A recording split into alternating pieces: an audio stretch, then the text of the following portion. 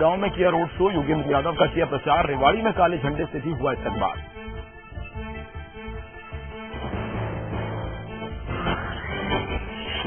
पाकिस्तानी वकास समेत इंडियन मुजाहिदीन के 4 आतंकी राजस्थान से गिरफ्तार, भारी मात्रा में विस्फोटक भी बरामद।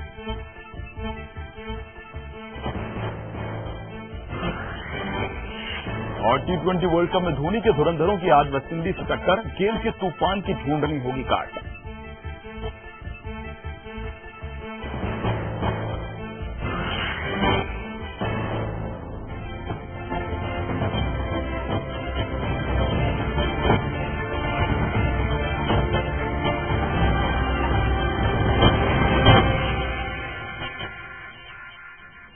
नमस्कार, स्वागत है आपका। मैं हूं नदीम अहमद। दिल्ली के रामलीला मैदान में बाबा रामदेव का योग महोत्सव शुरू हो चुका है और नरेंद्र मोदी किसी भी वक्त रामदेव के मंच पर आने वाले हैं।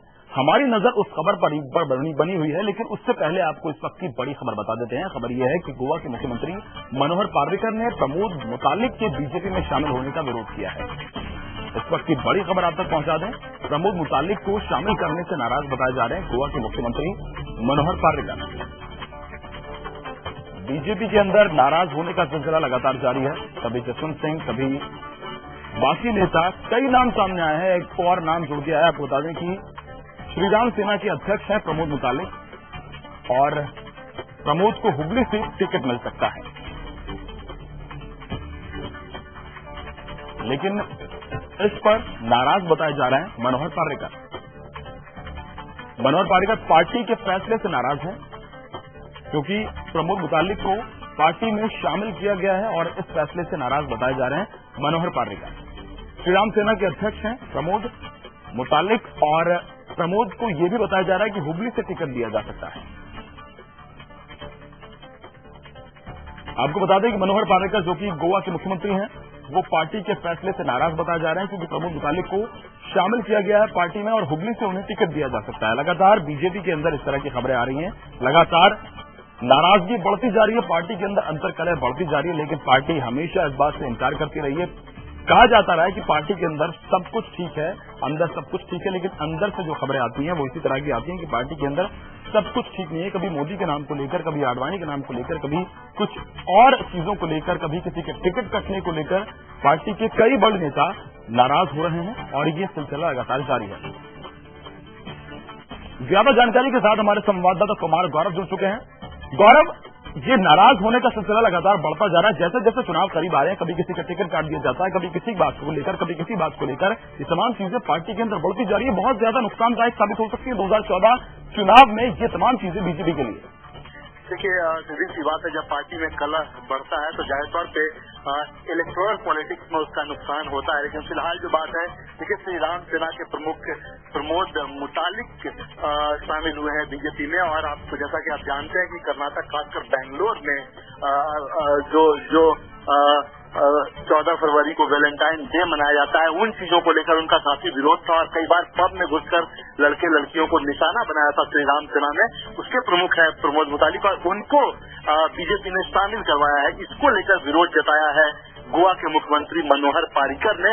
उन्होंने अपनी व्यथा, उनको दुख है कि ऐसे व्यक्ति को पार्टी में क्यों शामिल करवाया गया जिस पर दंगा भड़काने का और आसपास जो कोई सेलिब्रेशन चल रहा होता है उसमें जाकर दंगा फसाद करने का जिस व्यक्ति का आरोप हो उसको बीजेपी में शामिल नहीं करवाना चाहिए था। हुबली से टिकट मिलने की संभावना है श्रीराम सेना के चीफ को। इस पे नाराजगी जताई है गोवा के मुख्यमंत्री मनोहर पार्रिकर ने। देखिए, आलाकमान को उन्होंने कहा है उन्हें कर्नाटक में आज शामिल करवाया गया प्रमोद मुतालिक को और अपना दुख जाहिर तौर पे गोवा के मुख्यमंत्री ने जताया है आलाकमान के सामने। हालांकि बीजेपी की ये लाइन है कि उन्हें शामिल करवाया गया है और अब वो पार्टी के अंदर है। पार्टी से बाहर रहकर उन्होंने क्या किया है वो एक अलग बात है, लेकिन पार्टी में अब वो है। तो अब अगर वो पार्टी लाइन से बाहर जाते हैं या इस तरह का दंगा फसाद करते हैं, वैलेंटाइन डे सेलिब्रेशन या इस तरह की जो भी चीजें होती है मॉडर्न इंडिया में, उसका अगर विरोध करते हैं तो जाहिर तौर पे तब पार्टी उन पर कार्रवाई करेगी। पहले उन्होंने क्या किया है उससे अभी बीजेपी को फिलहाल कोई लेना देना नहीं है। जाहिर तौर पे इस चीज को आप इस तरीके से देख सकते हैं कि सत्ता में पहुंचने की जल्दीबाजी में है शायद बीजेपी और अपने पार्टी नेताओं के विरोध के बावजूद कुछ कंट्रोवर्शियल चेहरे को वो बीजेपी ये आरोप भी लगता है कि जल्दबाजी के अंदर कई फैसले लिए जा रहे हैं। गौरव, आप बने रहिए, आपको यहाँ पर रोकना चाहेंगे, लेकिन अपने दर्शकों को पहले दिखाते हैं कि मनोहर पार्रिकर ने अपनी नाराजगी किस तरह से जाहिर की। मैंने कहा है कि उनको नहीं करना चाहिए और उनकी मेंबरशिप रद्द करनी चाहिए। सर, आपने भी एक समय बहुत विरोध किया था उनका। तो मैं बोल दिया ना, अभी मैंने एक सेंट्रल लीडरशिप से कहा है कि उनको भारतीय जनता पार्टी में नहीं लेना चाहिए, उनकी मेंबरशिप रद्द करनी चाहिए। आपने सुना कि मनोहर पार्रिकर कह रहे हैं कि उनकी मेंबरशिप, उनकी सदस्यता रद्द कर देनी चाहिए, उन्हें पार्टी में नहीं लिया जाना चाहिए। जाहिर सी बात है, नाराज हैं प्रमोद मुतालिक के पार्टी में शामिल होने पर पार्टी के आला कमान से। गौरव हमारे साथ लगातार बने हुए हैं। गौरव, लगातार बीजेपी अब विकास की बात करती है, लेकिन जिस तरह के फैसले लिए जा रहे हैं, जिस तरह की चीजें सामने आ रही हैं, उससे लगता है कि हिंदुत्व पर वापस जा रही है पार्टी। देखिए, जाहिर तौर पे एक जो एजेंडा है, देखिए जिस दिन नरेंद्र मोदी को बनारस से उम्मीदवार घोषित किया गया था और उसके बाद नरेंद्र मोदी ने जो ट्वीट किया था उसमें उन्होंने भगवान महादेव की बात की थी और गंगा यमुना सरस्वती का जो वो है उसकी बात की थी। जाहिर तौर पे इससे एक जरूर दिखता है कि कहीं न कहीं नरेंद्र मोदी का जो चेहरा है वो हिंदुत्व के पोस्टर बॉय का चेहरा है, इसमें कोई दो राय नहीं है। नरेंद्र मोदी को प्रधानमंत्री पद का उम्मीदवार बनाया गया, इसके पीछे भी पार्टी की यही मंशा थी। हालांकि इलेक्टोरल पॉलिटिक्स में खुलकर इस चीज को नहीं कहा जाता है, लेकिन मैसेज दिया जाता है। और जाहिर तौर पर नरेंद्र मोदी जिस दिन प्रधानमंत्री पद के उम्मीदवार घोषित हुए थे, उसी वक्त ये साफ हो गया था कि बीजेपी हिंदुत्व के मुद्दे को आगे लाना चाहती है। हिंदुत्व का चेहरा नरेंद्र मोदी को पोस्टर बॉय के तौर पर पेश कर हिंदुत्व के इशू को जगाना चाहती है। लेकिन जाहिर सी बात है, नरेंद्र मोदी लगभग 15-17 सालों से मुख्यमंत्री हैं गुजरात के। वो खुद अपनी जुबान से हिंदुत्व की बात नहीं करते हैं, वो विकास की बात करते हैं। लेकिन बीजेपी का जो एजेंडा है कहीं न कहीं नरेंद्र मोदी को प्रधानमंत्री पद का उम्मीदवार बनाने के पीछे और उसका मकसद यही है कि हिंदुत्व की जो धारा है, हिंदुत्व की जो बात है, वो एक बार जनता में जगे ताकि वो फिर से सत्ता में पहुंच पाए। श्री राम सेना के चिफ को भी शामिल करने के पीछे यही मंशा दिखती है। देखिए, हुबली एक ऐसा क्षेत्र है कर्नाटक में जहां वो फेमस है, राम सेना के प्रमुख फेमस है, और ऐसे में उसका फायदा, एक सीट के फायदे के लिए उनको पार्टी ने, बीजेपी ने अपने आप से जोड़ा है। उनपे कई तरह का उनके नाम को लेकर कई तरह का विवाद है, कई बार वो गिरफ्तार हो चुके हैं। गोवा में भी जो डांस पार्टियां होती है उसका श्री राम सेना ने विरोध किया था। बेंगलोर में जो वैलेंटाइन डे वगैरह मनाया जाता है, उस दौरान भी श्री राम सेना ने घुसकर हंगामा किया था और लड़के लड़कियों को पीटा था। इस तरह का आरोप है और इसी वजह से गोवा के मुख्यमंत्री उनके श्री राम सेना के चीफ के पार्टी में लिए जाने का विरोध कर रहे हैं। उन्होंने अपना विरोध कर रहे हैं। जाहिर सी बात है कि बीजेपी सत्ता तक पहुंचना चाहती है, विकास की बात कर रही है, लेकिन हिंदुत्व को भी वो छोड़ना नहीं चाहती। बने रहिए आप हमारे साथ, तमाम बातचीत आपसे जारी रहेगी गौरव। लेकिन इससे पहले अपने दर्शकों को सुनवाते हैं कि बीजेपी के वरिष्ठ नेता वीके मल्होत्रा ने इस पर क्या कहा। जो भी पार्टी को ज्वाइन कर रहे हैं उनकी अपनी विचारधारा, अलग विचारधारा। ऐसे लोग भी हैं जो पूरी तरह से कट्टरवादी हैं कुछ मामलों में, परंतु जब भारतीय जनता पार्टी में कोई व्यक्ति शामिल होगा तो भारतीय जनता पार्टी की विचारधारा, उसके चाल चरित्र और चेहरे, उसके मुताबिक ही उसे काम करना है। इसलिए जब भी कोई आता है तो उसको स्पष्ट कर दिया जाता है, भारतीय जनता पार्टी महिलाओं की सुरक्षा, महिलाओं के साथ किसी कीमत पर दुर्व्यवहार न हो, महिलाओं को स्वतंत्रता हो अपने वस्त्र इत्यादि पहनने में, इन सब बातों पर वो विश्वास है। और इसलिए किसी ने पहले कोई बात की थी और आज पार्टी में आ रहे हैं तो उसको भारतीय जनता पार्टी के अनुरूप ही काम करना होगा। अपनी चेतावनी देने की बात नहीं, उनको बता दिया गया और जब शामिल हुए इसके बाद वो ऐसी हरकत नहीं करेंगे। तो आपने सुना कि किस तरह से पार्टी के अंदर नाराजगी बढ़ती जा रही है। हमारे संवाददाता गौरव हमारे साथ लगातार बने हुए हैं। गौरव, ये पहली बार नहीं है, इससे पहले भी बीजेपी में कई वरिष्ठ नेता नाराज हो चुके हैं, चाहे आडवाणी हो, हरिन पाठक अभी एक ताजा उदाहरण हमारे सामने है, इसके अलावा जसवंत सिंह हमारे सामने है, अभी मनोहर पार्रिकर भी नाराज बताए जा रहे हैं। आपको क्या लगता है कि नाराजगी किस हद तक जा सकती है? देखिए, जहाँ तक मनोहर पार्रिकर के नाराज होने की बात है, ये नाराजगी उस स्तर तक नहीं जाएगी जिस स्तर तक जसवंत सिंह और हरेन पाठक की नाराजगी गई है। देखिए, दोनों एक अलग अलग इशू है, दोनों एक अलग अलग बातें हैं। जसवंत सिंह और हरेन पाठक के नाराज होने के पीछे की वजह उनका टिकट कटना है। गोवा के मुख्यमंत्री मनोहर पार्रिकर के नाराजगी के पीछे श्री राम सेना के प्रमुख का बीजेपी में इंडक्शन है। जाहिर सी बात है, ये दोनों अलग अलग इशूज हैं।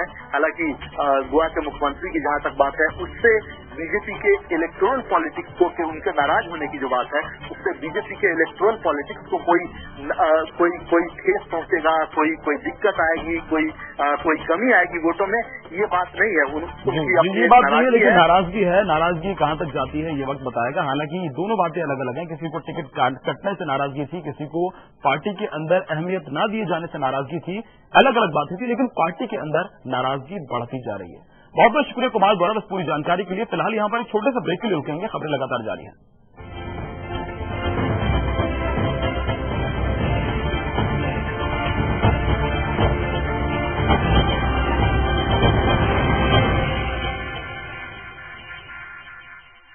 डॉक्टर ऑटो इतना असरदार कि अब दर्द भी घुटने टेकेगा। देश को बनाने की, देश को बचाने की,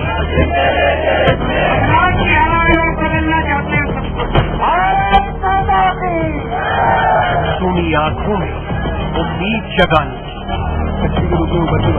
वुमेन सेफ्टी के लिए देश से करप्शन मिटाना है, अपनी ही कमियों को दूर भगाने की।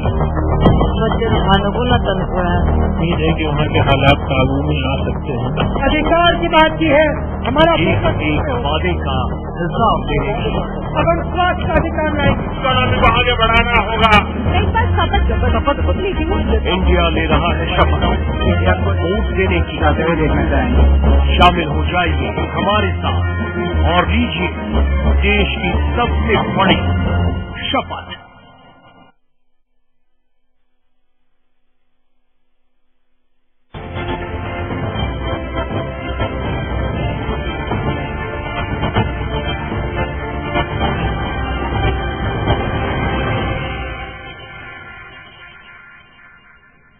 दिल्ली के रामलीला मैदान में बीजेपी के पीएम उम्मीदवार नरेंद्र मोदी कुछ ही देर में रामदेव के मंच में शरीक होने वाले हैं। रामलीला मैदान में रामदेव योग महोत्सव आयोजित करा रहे हैं। खबर तो ये भी है कि रामदेव ने इस समारोह में शामिल होने के लिए मोदी के सामने शर्त रखी थी कि अगर मोदी यहां आते हैं तो वाराणसी में मोदी के लिए प्रचार करेंगे रामदेव।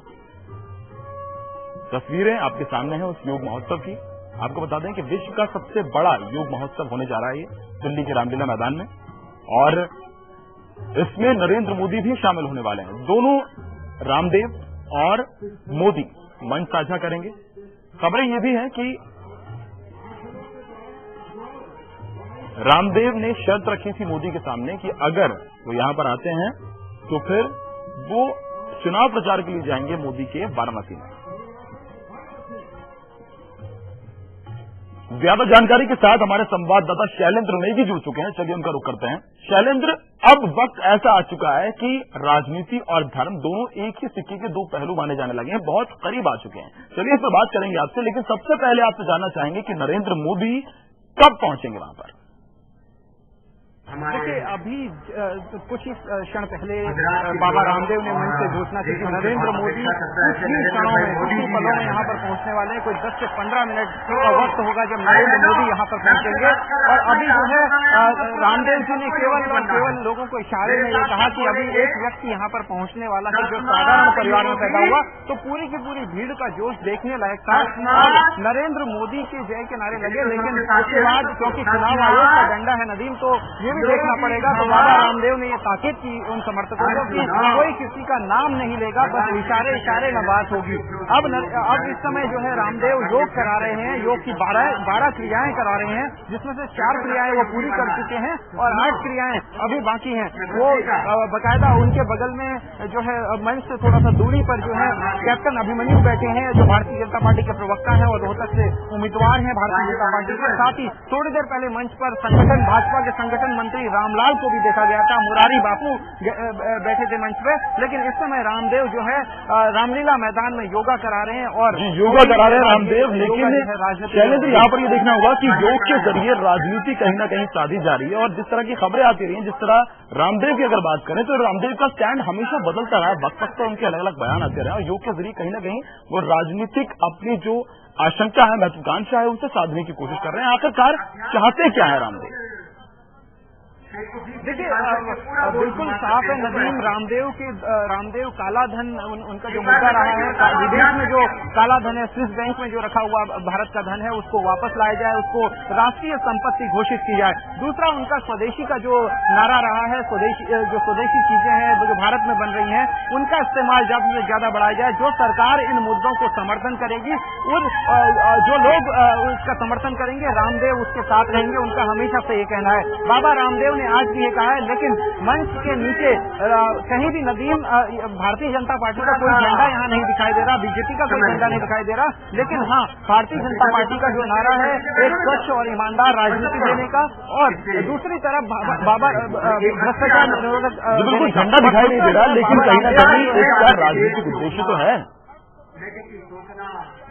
बिल्कुल एक तरीके से ये कहना चाहिए कि नरेंद्र मोदी और बाबा रामदेव में एक तरीके का ऐसी संग है कि आप हमारे यहाँ लोक शिविर में शामिल होइए और हम जो है आपके यहाँ प्रचार करेंगे, आपके लिए प्रचार करेंगे। पिछले दिनों भी बाबा रामदेव को देखा गया था और जो उनका भारत स्वाभिमान दिवस है उसके लोग जगह जगह जाकर खुद जो है door to door campaign Baba Ramdev पूरे नरेंद्र मोदी और भाजपा के लिए कर रहे हैं, और वो कहते हैं कि नरेंद्र मोदी को प्रधानमंत्री बनाना है और वो नरेंद्र मोदी से वो सारे काम कराएंगे जिसके लिए उन्होंने इसी रामलीला मैदान में डंडे खाए हैं। तो कहीं न कहीं बाबा रामदेव के अंदर एक न एक राजनीतिक चीज है वो तो है ही है, उसका जो है कहीं न कहीं इसी का फायदा जो है भारतीय जनता पार्टी को मिल रहा है, और भारतीय जनता पार्टी के समर्थन में प्रचार करते हुए, डोर टू डोर कैंपेन करते हुए और रामलीला मैदान में इस तरीके का राजनीतिक योग शिविर करते हुए भी बाबा रामदेव हमें दिख रहे हैं। जी नदीम, शैलेंद्र मोदी को इससे क्या फायदा हो सकता है?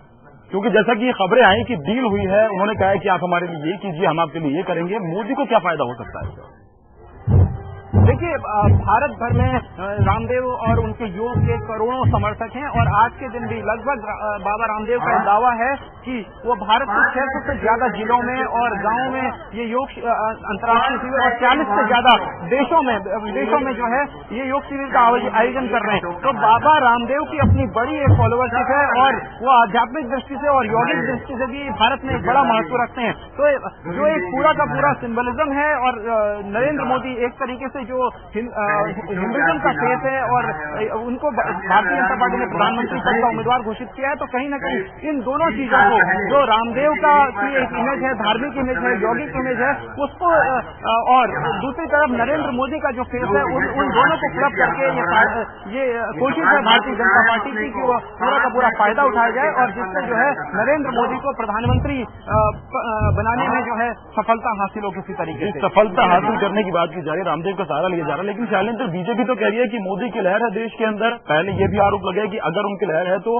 सेफ सीट क्यों ढूंढते कर रहे हैं वो, लेकिन अब रामदेव का सहारा भी लिया जा रहा है। आखिर अगर लहर है तो क्यों जरूरत पड़ रही है रामदेव की इन सब चीजों की?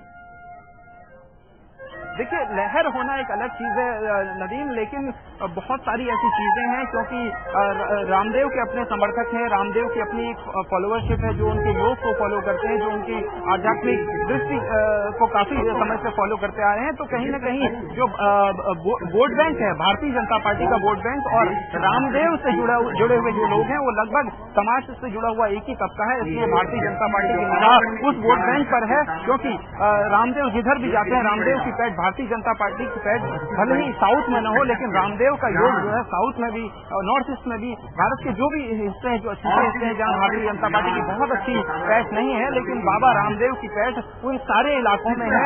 रामदेव की पैठ कई जगह पर है जहाँ पर बीजेपी की पहुंच नहीं, और शायद इसी का फायदा बीजेपी और मोदी लेना चाहते हैं। बने रहिए अब हमारे साथ, तमाम अपडेट, तमाम बातचीत आपसे जारी रहेगी।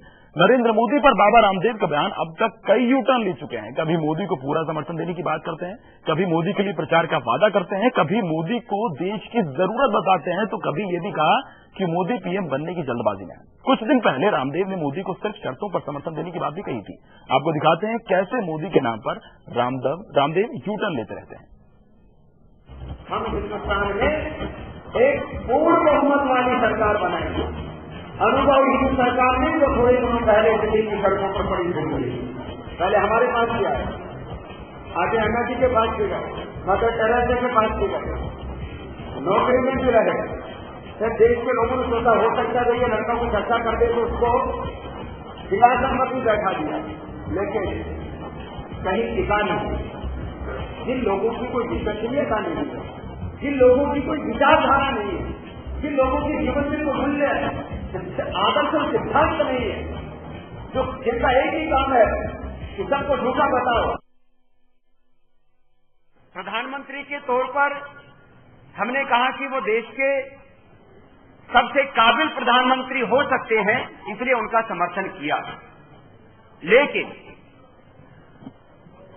अब बारी है 2014 में मोदी के मुद्दे क्या होंगे।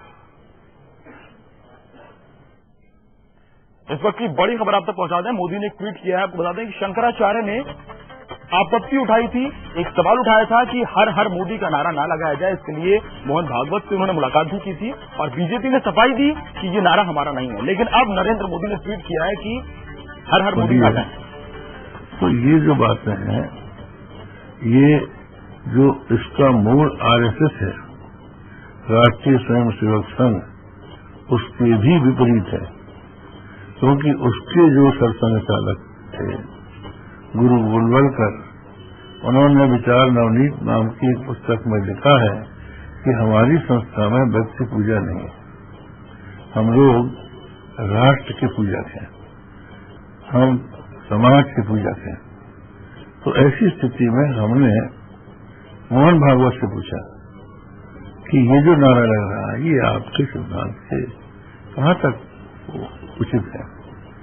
तो उन्होंने कहा हम इस संबंध में बात करेंगे, पर ये जो नारा लगा है, ये अनिश्चितता और उसका दुष्परिणाम आप सुन ही रहे हैं।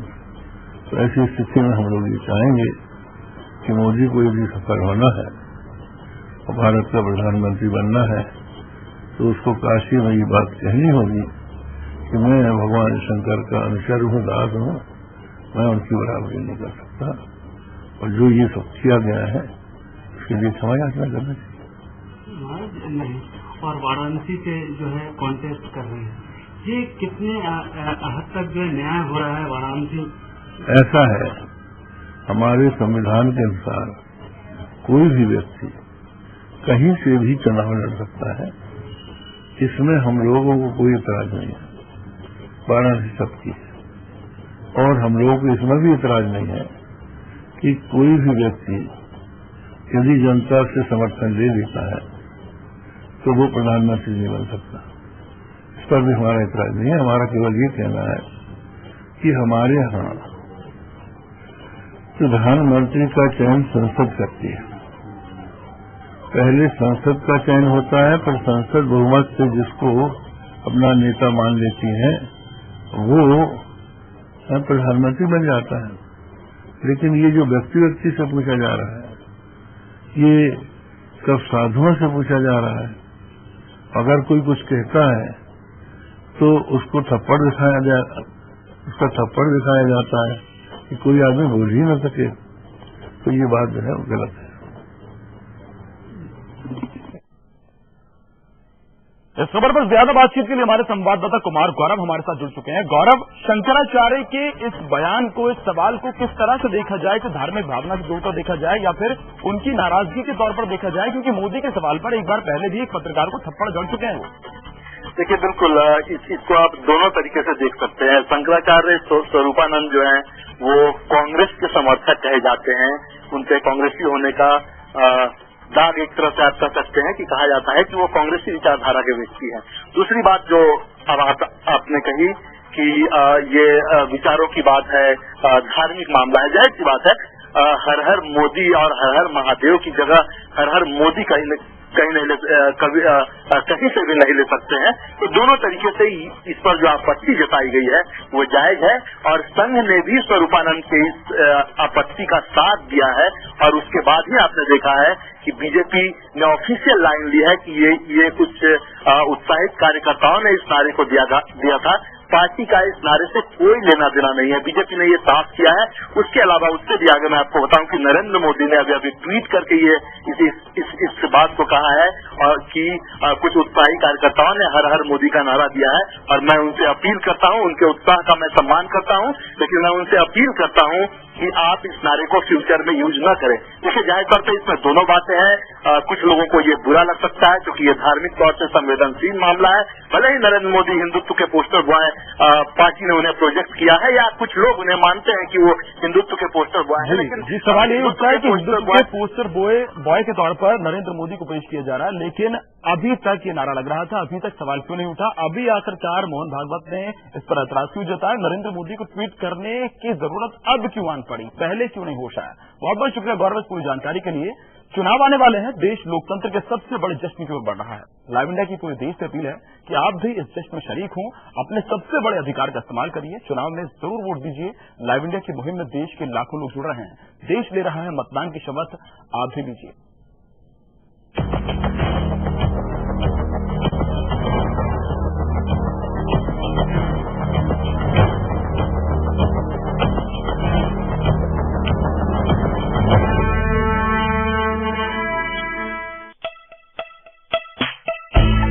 मेरा नाम मोहन सिंह तोमर है।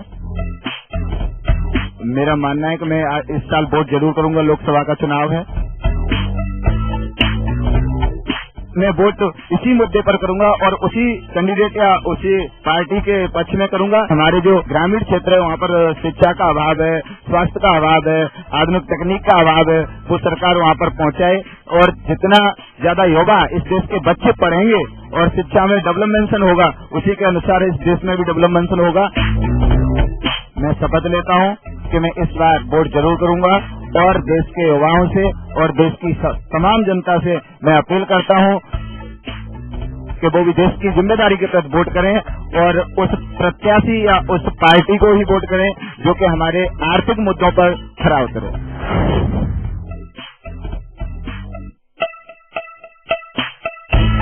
मेरा नाम विनीता है। सारे नेता आते हैं कि हम ये करेंगे, लाइट की सुविधा करेंगे, पानी की सुविधा करेंगे, वो सब नहीं होती है। वोट डालने के लिए कहते हैं, कोई हमारी परेशानी हल नहीं करता है, कोई ध्यान नहीं देते हैं। किसे विश्वास करें? हमारे बच्चों के लिए कोई सुरक्षा नहीं है, हम रोडों पे निकल नहीं सकते। बहन बेटी रात बरात में ना दिन दहाड़े। मैं शपथ लेती हूँ जो नेता अच्छा काम करेगा मैं उसी को वोट दूंगी।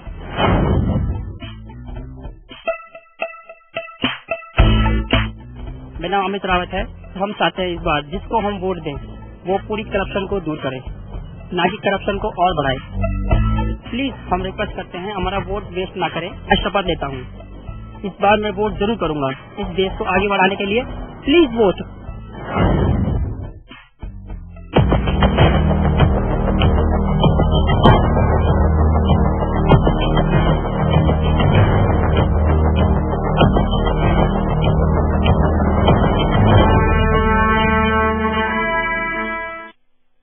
शादी हुई, ससुराल में मायके का एहसास ढूंढ रही थी।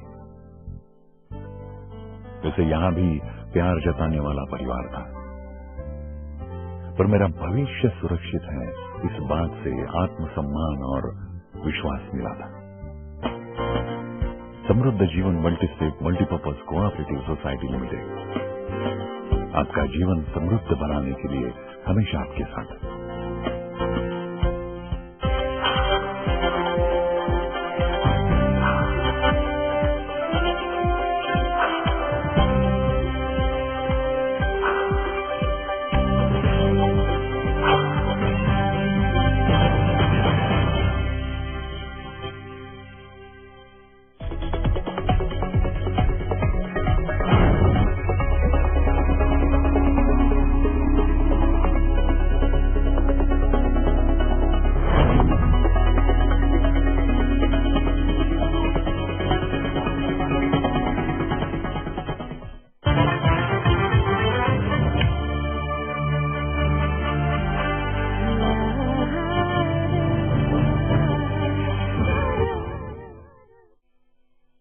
बॉलीवुड लाइव की प्रायोजक हैं Kesh king Ayurvedic team, the king of hair oil. नाराज जसवंत का कड़ा बयान, मैं और मेरा बेटा बिकाऊ नहीं, कांग्रेस में शामिल होने से क्या इनकार। बाड़मेर से निर्दलीय लड़ेंगे चुनाव, बेटे मानवेंद्र ने ली पार्टी की छुट्टी। जसवंत के बाद टिकट कटने से हरिन पाठक भी हुए नाराज, कहा कार्यकर्ताओं की सलाह पर लेंगे फैसला। बक्सर के पूर्व सांसद लालमुनि चौबे भी नाराज। शंकराचार्य सौवानंद सरस्वती ने संघ प्रमुख मोहन भागवत से की मुलाकात। हर हर मोदी नारे पर जताया विरोध। मोदी के कार्यकर्ताओं से अपील, न लगाए हर हर मोदी का नारा। शरद पवार पर विवादित बयान। प्रवासी कामगारों को दी बोगस वोटिंग की सलाह। कहा, स्याही मिटाकर दोबारा वोट करें। दिल्ली के रामलीला मैदान में बाबा रामदेव का योग शिविर शुरू। कुछ देर बाद मोदी भी होंगे शामिल।